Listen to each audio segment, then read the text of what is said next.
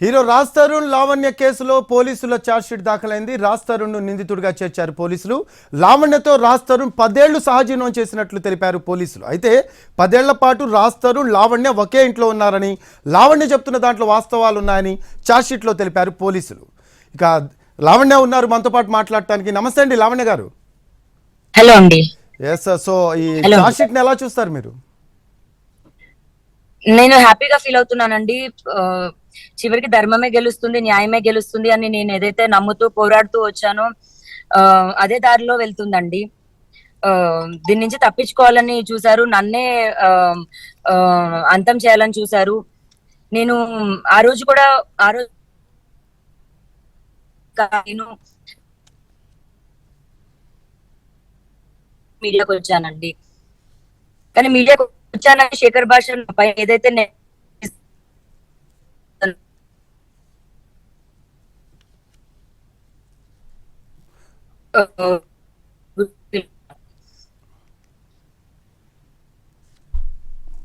Right, voice break అవుతుంది. Hero Raj Tarun Lavanya కేసులో పోలీసుల ఛార్జ్షీట్ దాఖలైంది.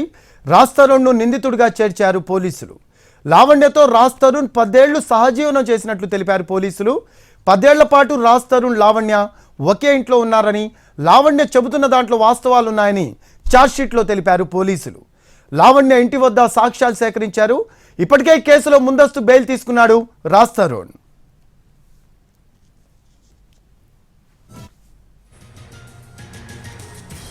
లావణ్య ఉన్నారా? ఎస్ ఎస్, వినపడుతుందా అండి?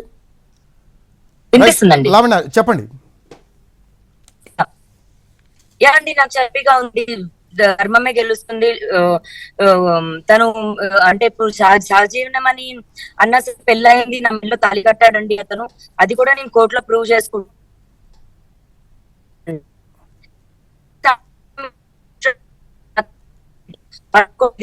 సంవత్సరం అండి మేము కలిసి ఉండాలి. కేవలం మాత్రం మళ్ళీ ఉండడం కోసం మాత్రమే పిల్లల్ని.